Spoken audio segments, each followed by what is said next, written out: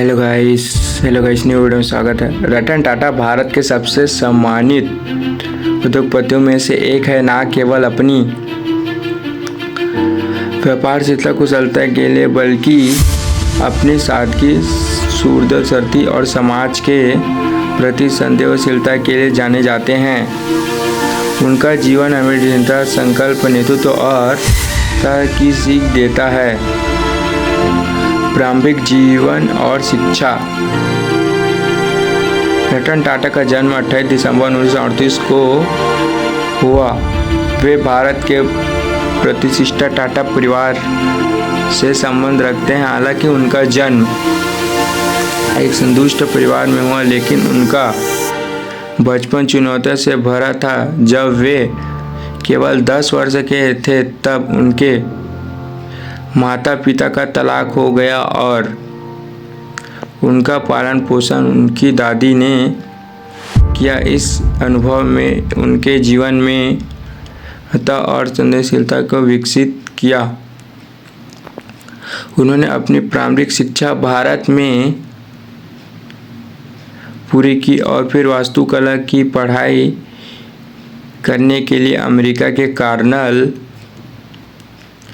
City गए। अपनी कला के प्रति रुचि के बावजूद उन्होंने परिवार के व्यवसाय में शामिल होने के लिए भारत लौटने का फैसला किया। 1961 में उन्होंने टाटा स्टील के कारखानों में काम करना शुरू किया और उतने निचले स्तरों से ही अपनी करियर की शुरुआत की। यह उनके की विनम्रता और संकल्प को दर्शाता है।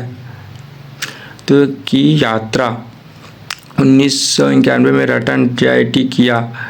टाटा संपर्क के अध्यक्ष का प्रभार संभाला। उनका समय समूह के विनम्रता व्यवसाय रूप से काम कर रहे थे और कोई स्पष्ट रणनीति नहीं। टाटा ने चुनौतियों को स्वीकार किया और टाटा ग्रुप को एक एकीकृत दृष्टिकोण प्रदान किया। उनकी सबसे बड़ी उपलब्धियों में से एक थी टेटली कोरस और जुगाड़ू लैंड रोवर जैसी ऑस्ट्रेलिया कंपनियों का।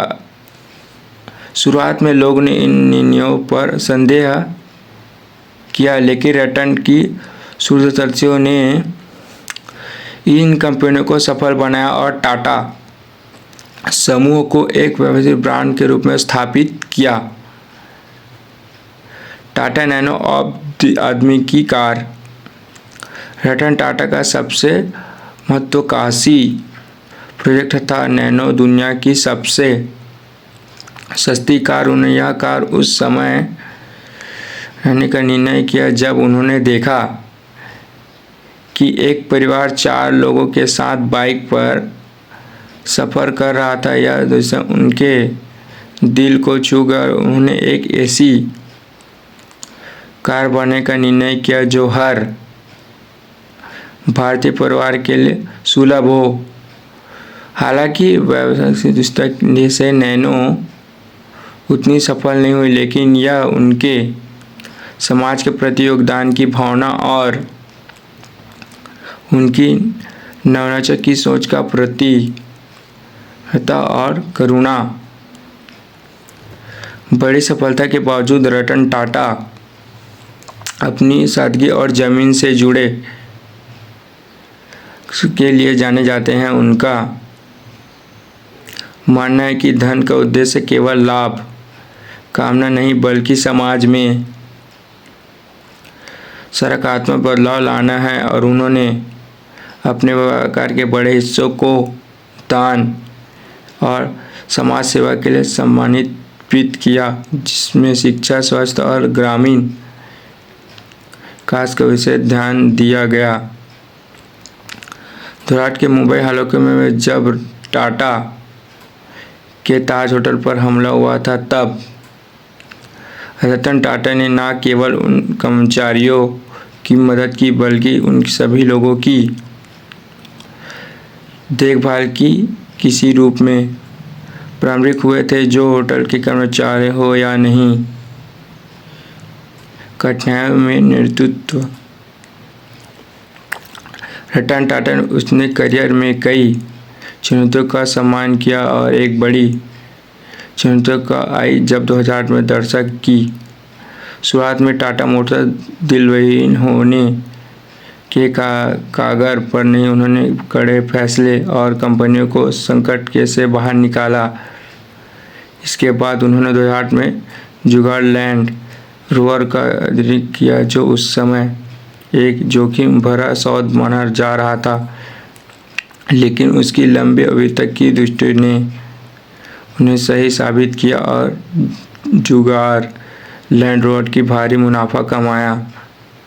रतन टाटा के जीवन से सीख। पिछले स्तर में शुरुआत करे रतन टाटा ने टाटा स्टील को कारखानों में काम करके अपने व्यवसाय की शुरुआत की जो उनके नेतृत्व और गुणवत्ता को दर्शाता है। दूरदर्शिता के साथ जोखिम उठाए। टेटली कोरस और जुगाड़ लैंड रोवर जैसे कंपनियों का अधिकार उनकी साहसी और दूरदर्शिता को सोच उदाहरण है। सहानुभूति और गुणवत्ता चाहे नैनो का निर्णय या मुंबई हमलों को तो की मदद, रतन टाटा ने हमेशा करुणा और समाज सेवा को प्राथमिकता में संकट के समय धैर्य रखा और चाहे टाटा मोटर्स का संकट हो या आलोचनाओं का सम्मान करना, और रतन टाटा ने धैर्य और के साथ यह चुनौतियों का सामना किया।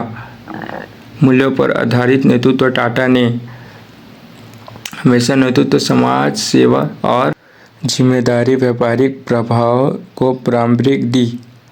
अगर वीडियो थोड़ा भी अच्छा लगा तो लाइक, सब्सक्राइब, कमेंट कर देने मिलता है नेक्स्ट वीडियो में। जय हिंद।